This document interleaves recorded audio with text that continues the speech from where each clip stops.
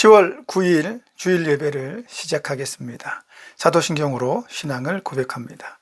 전능하사 천지를 만드신 하나님 아버지를 내가 믿사오며 그 외아들 우리 주 예수 그리스도를 믿사오니 이는 성령으로 잉태하사 동정녀 마리아에게 나시고 본디오 빌라도에게 고난을 받으사 십자가에 못 박혀 죽으시고 장사한 지 사흘 만에 죽은 자 가운데서 다시 살아나시며 하늘에 오르사 전능하신 하나님 우편에 앉아 계시다가 조리로서 산자와 죽은 자를 심판하러 오시리라. 성령을 믿사오며 거룩한 공회와 성도가 서로 교통하는 것과 죄를 사하여 주시는 것과 몸이 다시 사는 것과 영원히 사는 것을 믿사옵나이다. 아멘. 찬송가 268장입니다.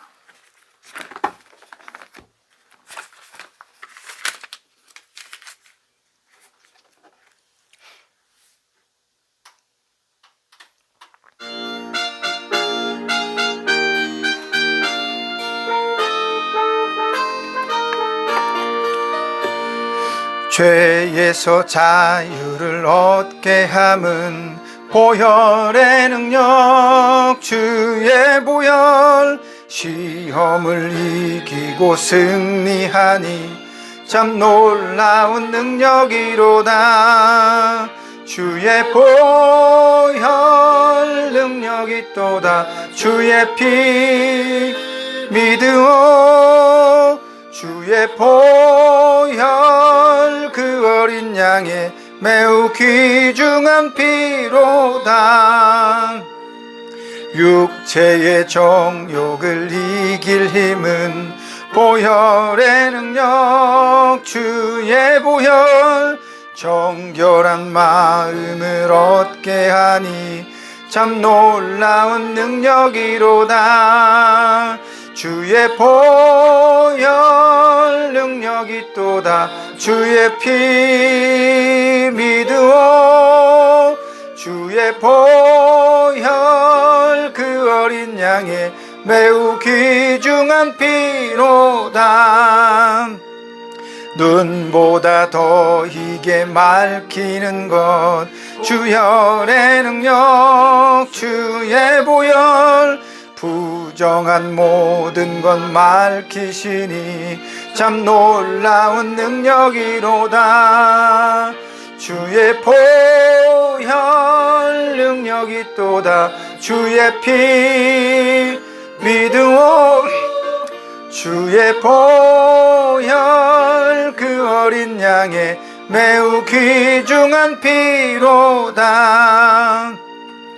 구주의 복음을 전할 제목 보혈의 능력 주의 보혈 날마다 나에게 찬송 주니 참 놀라운 능력이로다. 주의 보혈 그 능력이 또다. 주의 피 믿으오. 주의 보혈 그 어린 양의 매우 귀중한 피로다. 아멘. 기도하겠습니다. 하나님 감사합니다. 예수 그리스도의 보혈을 의지하고 오늘도 살아낼 것입니다. 지금껏 그렇게 살아왔던 것처럼 이 하루도 그리스도의 보혈을 의지하며 하나님 앞에 선 자로 하나님과 동행하는 자로 거룩한 삶의 모양을 가진 자로 어제보다 조금 나은 오늘의 나로 성화되고 하나님 보시기에 조금 더 흡족한 사람이 되기를 소망합니다. 그런 마음이 내 안에서 그치지 않고 계속 되어질 때 우리는 깨어있는 사람으로 나 자신의 부족하고 연약한 것들을 날마다 하나님 앞에 아뢰 수 있는 은혜를 가진 자가 될 거라고 믿습니다. 그러므로 우리 신앙의 가장 근본적인 예수 그리스도의 보혈을 의지하여 하나님 앞에 나아가며 구원받은 백성으로서의 삶을 살아갈 수 있는 그 마음 굳건히 지켜내고 오늘도 그러한 자들이 모여 하나님 앞에 예배할 때 주의 은혜를 더하여 주시고 성령의 풍성한 능력과 우리를 감화하시는 은혜와 하나님의 세미한 음성을 듣는 귀한 예배의 시간으로 이끌어 주옵소서. 이 시간도 함께하지 못하는 우리 사랑하는 지체들이 있습니다. 병원에서 그들을 돕고 수고하는 모든 손길들도 있습니다. 속히 모든 질병이 물러가 함께 대면하여 노래하고 기뻐하며 경배하고 하나님을 예배하는 순간이 속히 오도록 하나님 모든 것을 주관하시고 이겨내게 도와 주옵소서. 이 시간도 예배하는 모든 자들의 마음속에 성령의 능력과 흐트러지지 않는 마음을 지켜주시고 은혜로운 예배가 되게 하여 주옵소서. 예수님의 이름으로 기도합니다. 아멘. 하나님 말씀은 이사야서 19장입니다. 이사야서 19장 16절에서 25절 말씀까지 찾아보도록 하겠습니다. 이사야 19장 16절에서 25절 말씀까지입니다. 찾으신 것으로 알고 봉독해 드리도록 하겠습니다. 그날에 애굽이 분효와 같을 것이다. 그들이 만군의 여호와께서 흔드시는 손이 그들 위에 흔들림으로 말미암아 떨며 두려워할 것이며 유다의 땅은 애굽의 두려움이 되리니 이는 만군의 여호와께서 애굽에 대하여 정하신 계획으로 말미암음이라. 그 소문을 듣는 자마다 떨리라. 그날에 애굽 땅에 가나안 방언을 말하며 만군의 여호와를 가리켜 맹세하는 5 성읍이 있을 것이며 그중 하나는 멸망의 성읍이라 칭하리라. 그날에 애굽 땅 중앙에는 여호와를 위하여 제단이 있겠고 그 변경에는 여호와를 위하여 기둥이 있을 것이요 이것이 애굽 땅에서 만군의 여호와를 위하여 징조와 증거가 되리니 이는 그들이 그 압박하는 자들로 말미암아 여호와께 부르짖겠고 여호와께서는 그들에게 한 구원자이자 보호자를 보내사 그들을 건지실 것임이라. 여호와께서 자기를 애굽에 알게 하시리니 그날에 애굽이 여호와를 알고 제물과 예물을 그에게 드리고 경배할 것이요 여호와께 서원하고 그대로 행하리라. 여호와께서 애굽을 치실지라도 치시고는 고칠 것이므로 그들이 여호와께로 돌아올 것이라. 여호와께서 그들의 간구함을 들으시고 그들을 고쳐 주시리라. 그날에 애굽에서 아수르로 통하는 대로가 있어 아수르 사람은 애굽으로 가겠고 애굽 사람은 아수르로 갈 것이며 애굽 사람이 아수르 사람과 함께 경배하리라. 그날에 이스라엘이 애굽 및 아수르와 더불어 셋이 세계 중에 복이 되리니 이는 만군의 여호와께서 복주시며 이르시되 내 백성 애굽이여 내 손으로 지은 아수르여 나의 기업 이스라엘이여 복이 있을지어다 하실 것임이라. 아멘. 본문의 말씀을 의지해서 하나님은 어떤 그림을 그리시나 라는 제목으로 하나님 말씀 전해드리도록 하겠습니다. 우리가 알거니와 이스라엘에게 있어서 애굽과 아수르는 매우 험악한 관계, 늘 이스라엘을 괴롭히는 또 하나님의 심판의 막대기로 사용되어진 그런 나라이죠. 그래서 항상 이스라엘은 애굽과 아수르의 눈치를 볼 수밖에 없는 그런 처지였죠. 실상은 눈치를 보지만 마음속으로는 얼마나 미워했고 속상했겠습니까? 오늘 그런 애굽과 아수르가 하나님께 심판받고 멸망될 것이다 라는 이사야의 선언을 듣게 되는 것입니다. 그렇게 한결같이 하나님의 백성을 괴롭혔던 모든 나라들이 하나님의 심판으로 인해서 멸망되고 하나님께 혼나는 그런 일들을 이사야는 심판의 경고로 써내려 갑니다. 그 심판은 두렵고 떨리는 것이며 심판을 당하는 자들은 멸망이며 소멸이라는 결말에 다다르게 될 것입니다. 하나님의 뜻을 헤아리지 못하고 대적하며 교만한 그들은 무서운 심판을 결코 피할 수 없을 것이다 라고 말하는 것이 이사야 선지자의 심판의 경고 메시지입니다. 그런데 오늘 본문의 말씀을 가만히 들여다보면 그것과는 약간 다른 관점의 이야기가 쓰여져 있는 것 같이 보입니다.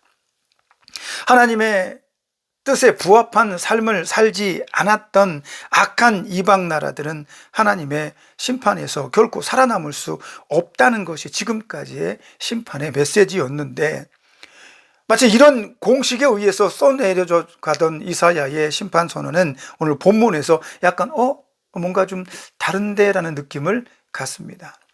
그 이유는 바로 하나님께서 오늘 본문 우리가 읽었던 제일 마지막 구절에서 읽었던 25절에서 읽었던 것처럼 나의 사랑하는 애굽이요 아수르요라는 표현을 통해서 우리가 짐작해 볼 수가 있습니다. 애굽과 아수르는 이방 나라이며 하나님의 심판을 받아 멸망하고 진멸당해도 쌉니다.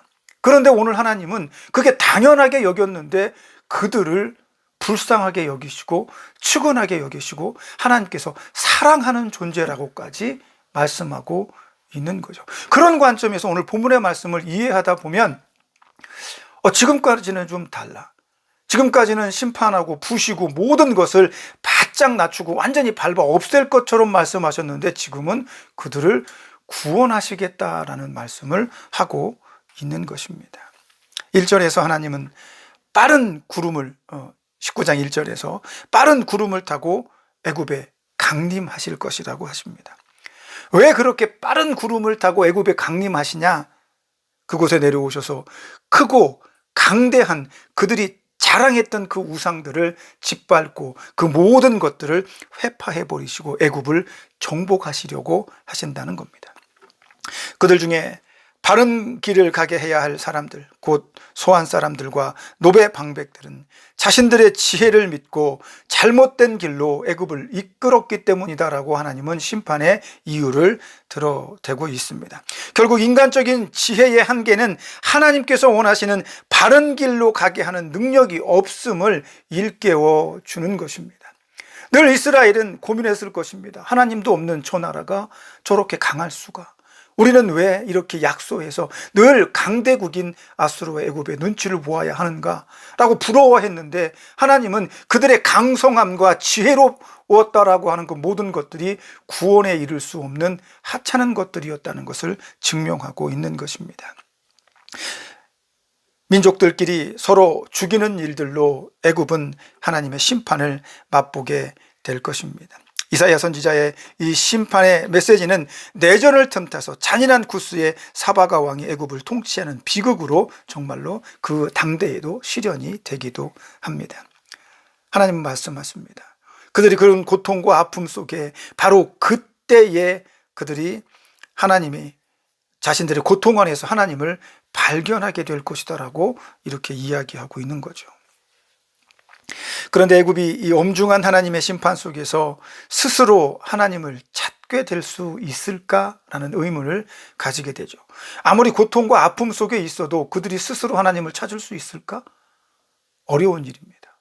불가능한 일입니다. 그러나 오늘 본문의 말씀에 보면 그들이 그 고통과 하나님의 심판 가운데 있으면서 비로소 하나님을 찾게 되고 발견하게 된다라는 메시지가 거기 나오게 되는 거죠. 물론 바울이 이런 이야기를 한 적이 있습니다. 하나님께서 이 세상을 창조하셨을 때 인간 안에는 모든 하나님의 창조물을 보면서 하나님을 발견할 수 있는 마음의 심성이라든지 그런 것들이 있다는 거예요. 그래서 이걸 몽학선생이라고 이야기를 합니다. 하나님이 창조하신 것들을 보면서 야, 저걸 누가 만들었을까? 하나님이 만든 거 아니야? 이런 엄청난 일들은 하나님이 하신 것 아니야? 이렇게 스스로 깨닫고 의무를 가질 수 있는 이런 지혜들이 우리 안에 있다라고 이야기하니까 애굽이 스스로 그렇게 하나님을 발견할 수도 있을까라는 생각을 한번 해보게도 되죠. 그러나 오늘 이사야 선지자는 애굽이 심판 가운데 있고 고통 가운데 있던 애굽이 하나님을 발견하는 이유에 대해서 조금 더 명확하게 하나님을 찾게 되고 하나님을 바라게 되는지에 대해서 설명을 해주고 있습니다. 25절의 말씀에 보면 이사야는 하나님의 본심이 무엇인지 가늠할 만한 예언을 기록해 주고 있습니다. 자신의 백성들을 조롱하고 멸시하며 파괴하고 짓밟았던 애굽과 에스루를 향하여 내 백성 애굽, 내 손으로 지은 아수르라고 부르시는 하나님의 모습은 마치 사랑하는 자녀를 향해 말씀하시는 것 같이 느껴집니다. 그들을 때리고 짓밟고 있지만 그런 그들의 모습을 보면서 애처로워하는 부모의 심정을 느낄 수가 있게 된다는 거죠. 하나님께서는 애굽과 아수르를 사랑하는 마음으로 회복시키겠다라고 선언하고 있으신 겁니다. 믿는 사람들 입장에서는 조금 이해가 되진 않겠죠. 우리는 열심히 믿고 의지하며 달려가는데 하나님은 믿지 않는 이방인들, 지옥에 가도 당연한 결과인 것처럼 느껴지는 그 이방인들을 사랑하시고 그들을 아끼시고 있다. 그럼 나도 안 믿어도 되나? 이런 생각을 가질 수도 있지 않겠나라는 거죠. 그러나 절대 그런 의미는 아닙니다. 오늘 본문의 말씀에 보면 하나님의 그 특별한 사랑의 메시지가 어떻게 드러나고 있는지에 대해서 설명해 주고 있기 때문입니다. 오늘 본문은 5번의 그날에라는 단어들로 연관이 되어져 있습니다. 16절에서 그날에라는 표현이 첫 번째로 등장을 하는데 그 잘난 애굽이 심판의 날에 무기력하게 부녀자의 모습으로 전락할 것이며 자신들이 업신여겼던 유다 땅은 하나님이 계시는 두려운 땅이 될 것이라고 기록을 합니다. 애굽의 심판은 하나님의 토성인 유다에 선포된 하나님의 예언으로부터 시작되어진다는 것을 의미하고 있는 거죠. 그리고 두 번째 그날에 18절에 보면은 애굽에서 가나안 방언을 듣게 될 것이며 여호와 하나님께 충성을 맹세하는 5도시가 있을 것이라고 합니다. 예레미야 44장 1절에 보면 4개의 도시의 이름이 나오는데 그 4개의 도시는 애굽 땅에 살고 있던 유다 백성들이 살고 있는 그 지역을 의미합니다. 물론 그들도 그 땅에서 애굽과 동화해서 하나님의 심판의 경고의 메시지를 받지만 적어도 애굽 땅에 살고 있는 유대인들 그 도시에서 도시로부터 하나님의 백성들의 방언, 하나님의 백성들의 구원의 메시지가 그 애굽에서부터 흘러나오게 된다는 겁니다. 쉽게 말하면 애굽은 강한 힘으로 유대인들을 잡아와서 자기네 땅에 억지로 살게 했지만 억지로 사는 그들을 통해서 가나안 방언, 하나님 백성의 언어들이 그 땅에 전파되고 있는 것 같은 모습을 보여주고 있다는 겁니다. 세 번째, 19절의 그날에는 애굽 땅 중앙에 하나님을 경배하는 제단이 만들어질 것이며 하나님을 알고 오직 하나님께만 예물과 제물을 드리고 오직 하나님만을 경배하게 될 것이다 라고 선언을 합니다. 이방의 땅이 하나님의 나라로 완성되어진다는 것을 선포하고 있는 거죠. 그리고 23절의 네 번째 그날에는 애굽에서 아수르로 통하는 대로가 있다라고 이야기를 하는데 그 대로를 통해서 아수르에서 애굽으로, 애굽에서 아수르로 자유롭게 왕래하는 평화로운 하나님의 나라가 보여지기도 한다는 거죠. 두 나라는 싸웠잖아요. 으르렁거리고 싸우고 서로 먹히려고 하는 그런 모습이었는데 그 날에는 그런 모습이 만들어진다라고 하는 거죠. 그리고 마지막 25절에 그날의 애굽과 아수르 유다는 복의 중심이 될 것이라고 말합니다. 온 세상이 하나님이 주시는 복으로 가득한 세상으로 완성될 것이다.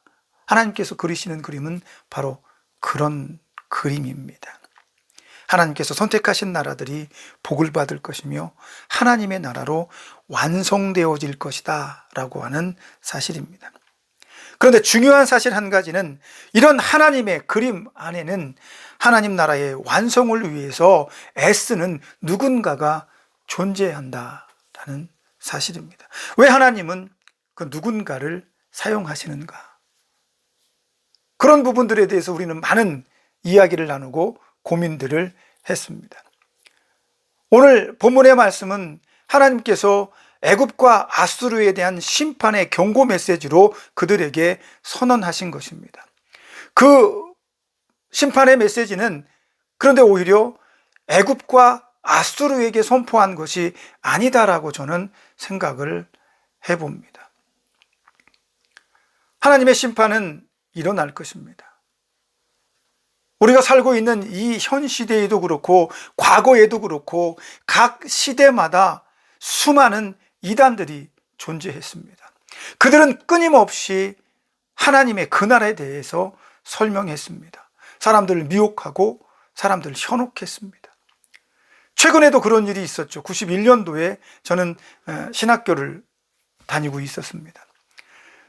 91년도 다가오는 미래, 그래갖고 어떤 그 종교단체에서, 기독교 종교단체에서 종말에 대한 날들에 대해서 경고를 했습니다. 어느 날 전철을 타고 학교를 가는데 아마 가리봉하고 구로 사이에 아마 그 전철이 그 전원이 이제 그 볼트수가 바뀌면서 잠깐 정전이 되는 그런 구간이 있어요. 근데 그 구간을 이렇게 그 위로 이렇게 쭉 그 고가 위쪽으로 전철이 이렇게 진입하면서 거기서 이제 정전이 딱 되고 그 전철 안에 불이 탁 꺼집니다. 그리고 이제 바로 들어와요. 그런데 이제 바깥으로 쭉 나와서 거기에 철커덕하고 서서 불이 딱 꺼졌는데 아니, 바깥이 너무 깜깜한 거야. 왜 이렇게 깜깜하지? 그때 무슨 생각이냐면 전철 안에는 아무도 없고 나만 있고, 그때 막 그 유행했던 게 그날이 오면 막 다 휴거되고 막 세상에 어둠이 깔리고 막 그런다고 해서 야 이거 뭐 정말 나만 안 가고 다 갔나 이런 생각이 막 들었습니다. 근데 알고 보니까 그때가 뭐 몇 년마다 한 번씩 오는 일식인데 굉장히 어둡더라고요. 그래서 혼자 마음에 나 이거 구원 나만 하늘나라에 휴거 당하지 않은, 나만 못 당한 거 아니야? 이런 생각이 있었는데 그때 그런 그 이야기들이 굉장히 우세했습니다. 근데 결과적으로 거짓이 되고 말았죠. 오늘날도 마찬가지입니다. 지금 현재도 세계 곳곳에 어느 곳에는 그날 하나님께서 심판하시고 예수 그리스도의 재림이 있는 그 심판의 날에 대한 그날들에 대해서 추종하고 그것들에 대해서 소망하고 그날이 막 어서 오기를, 이번에 오기를, 내년에 오기를 기다리는 사람들이 아직도 있습니다. 물론 저도 그 중에 하나일 수 있습니다. 예수님께서 내가 죽기 전에 오셨으면 좋겠다 이런 기도도 있고 그런 바람도 가지고 있습니다. 수많은 사람들은 그날이라고 하는 심판의 날에 굉장히 큰 관심을 가지고 있습니다. 언제 오는가? 언제 오시는가?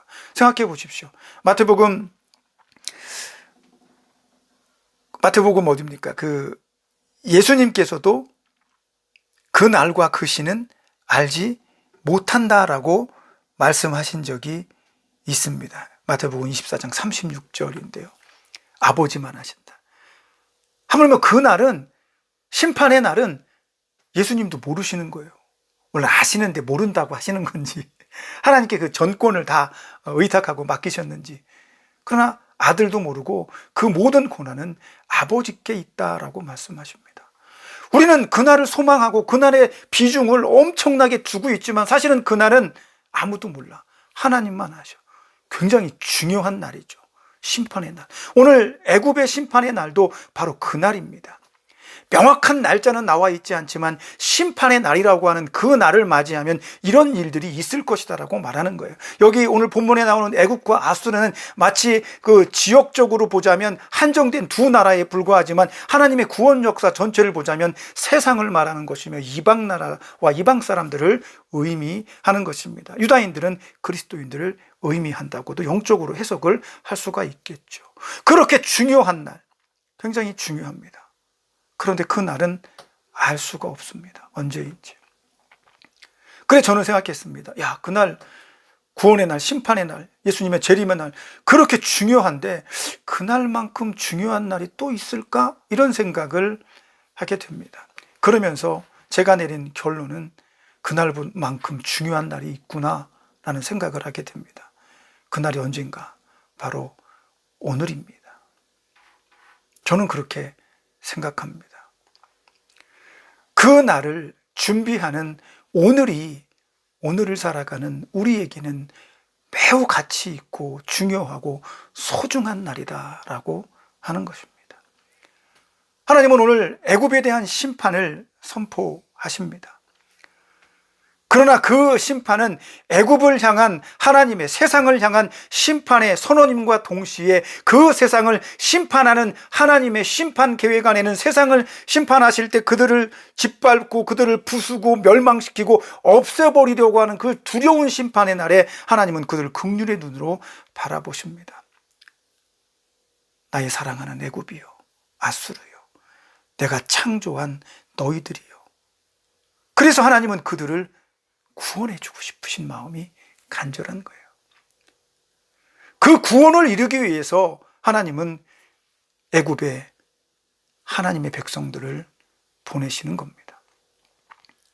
억지로 끌려간 것 같고 강한 힘으로 억압된 것 같지만 그들은 그곳에서 하나님께서 그들에게 주신 신실한 삶으로 애굽이 하나님을 발견할 수 있도록 이끄는 역할로 부름을 받은 것이 아닌가. 마치 오늘날 우리가 이 땅에 사는 그리스도인들이 세상을 향해서 하나님의 심판의 날에 너희가 그 심판의 날에 하나님을 바라보고 찾을 수 있도록 우리를 통해서 복음을 증거하시고자 하시는 하나님의 선한 뜻이 거기에 있는 것이 아닌가 생각해 보아야 한다는 것입니다.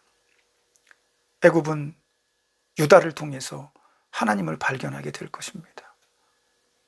오늘 우리는 그 위대한 심판의 날에 온 세상이 하나님의 진노와 하나님의 초청을 받으면서 둘로 나뉘는 그 엄청난 날을 대비하기 위해서 오늘 우리가 여기에 있는 것이다라는 사실을 잊지 말아야 한다는 사실입니다. 창세기 12장 2절과 3절에 보면 하나님은 아브라함을 부르시면서 이런 말씀을 해주십니다.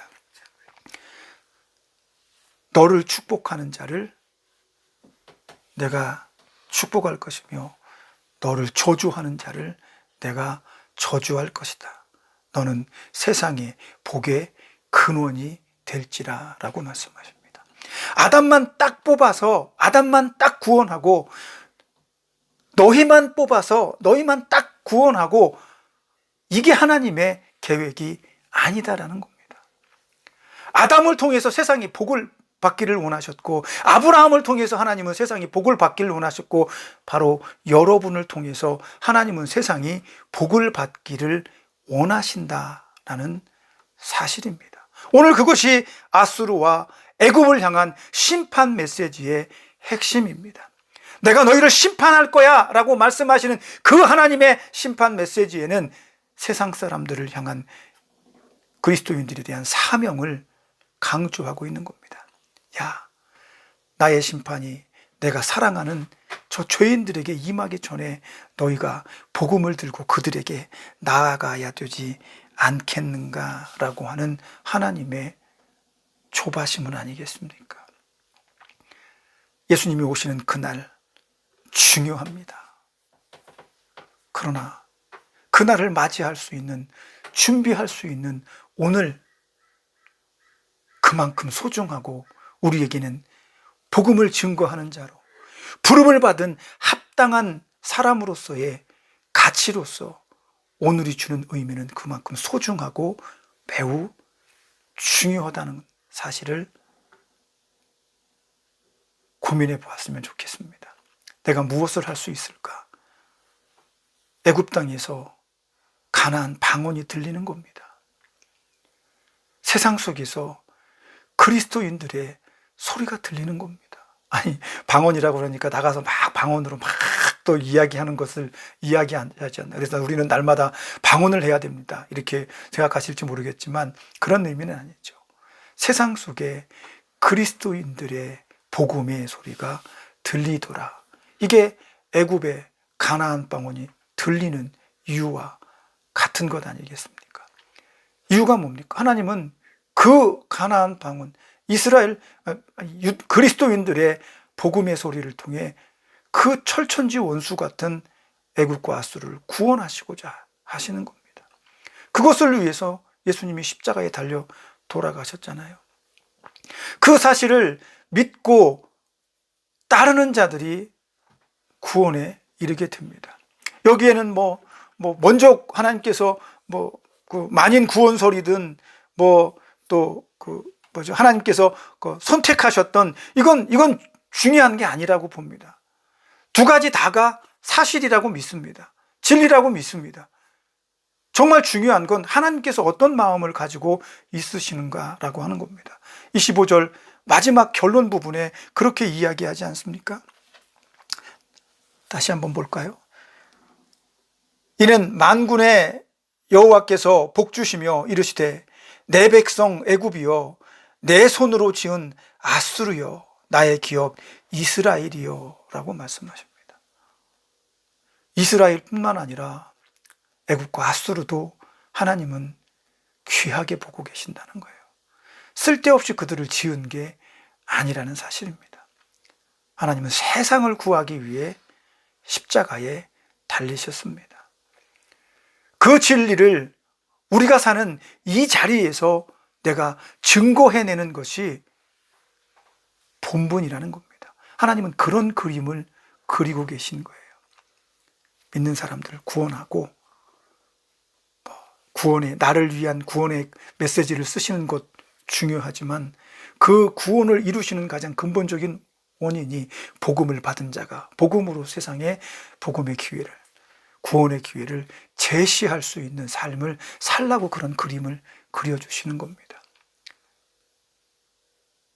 저와 여러분은 오늘 여기에 삽니다. 그날에 어떤 일이 일어날지 아무도 모릅니다. 그러나 적어도 오늘은 내가 무엇을 해야 할지 알아야 합니다. 우리에게 소중한 것은 그날도 있지만 오늘이 더 소중하지 않겠습니까? 오늘 하루 여러분 세상 속에 들리는 가나안 방언이 되십시오. 세상에게 하나님께서 심판의 말씀, 심판의 경고를 하실 때 구원의 복음의 소리가 되십시오. 그것이 하나님이 정말로 그리고 싶은 아름다운 나라입니다. 애굽에서 아수르로, 아수르에서 가나안으로, 가나안에서 애굽으로 넓은 대로가 있어서 그곳에서 평화롭고 화평하게 살아가는 모습, 이게 하나님께서 그리시기를 원하는 완성된 천국의 메시지라면 그 그림을 완성하기 위해서 세계 곳곳에 던져놓은 그리스도인 바로 내가 오늘 어떤 모습으로 그 복음의 소리를 내어야 되는지 다시 한번 고민하시고 작은 소리라도 믿음의 소리를 힘차게 낼 수 있는 저와 여러분이 되시기를 예수님의 이름으로 부탁드립니다. 기도하겠습니다. 원수들에게 복음을 제시하시는 하나님의 그 사랑, 우리는 감탄하고 감복하지 않을 수가 없습니다. 그러나 가만히 생각해 보면 나도 복음을 받기 전에는 그 원수 중에 하나이지 않았겠습니까? 그러나 우리는 복음을 받고 예수 그리스도의 보혈을 의지해서 하나님의 백성으로 세상에 다시 던져진 가나안 방언입니다. 그리스도의 복음입니다. 그 삶을 오늘도 살아낼 수 있도록 우리에게 힘과 능력 주시고 내가 지금 있는 자리가 어디이든지 그 자리에서 세상을 향한 두려운 하나님의 심판을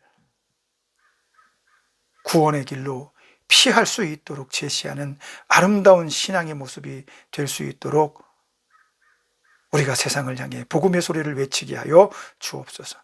그런 모습으로 살 수 있도록 오늘도 우리 안에 성령님 가득히 임하시고 강권하여 우리를 복음의 현장 가운데 내몰아 주옵소서. 예수님의 이름으로 기도합니다. 아멘. 찬송가 458장입니다. 찬송가 458장.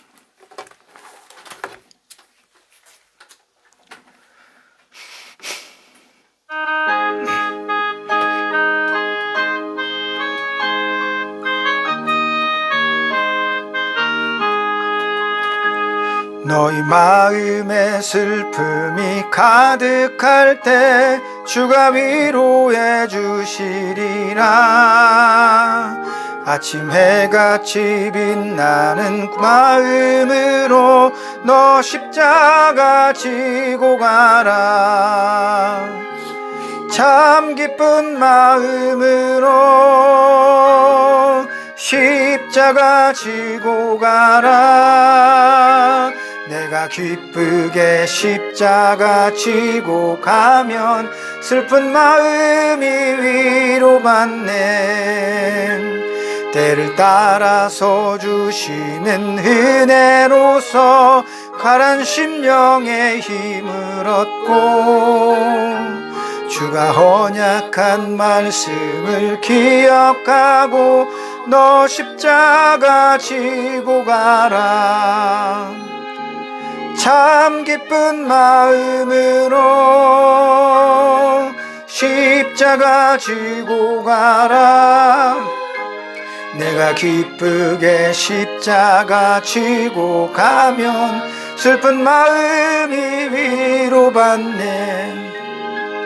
내가 맡은 일 성실히 행할 때에 주님 앞에서 상 받으리. 주가 베푸신 은혜를 감사하며 너 십자가 지고 가라.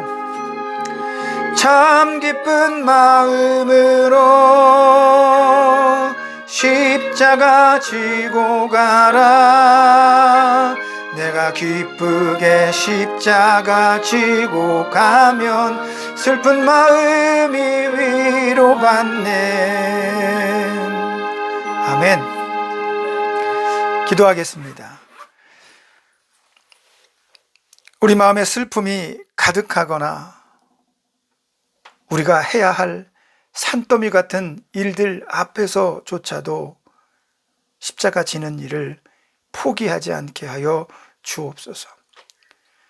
힘들고 어려워서 기쁨과 즐거움이 조금 색이 바랄지라도 끝끝내 그 십자가 지고 따를 수 있는 굳건한 믿음이 우리 안에 있게 하여 주옵소서.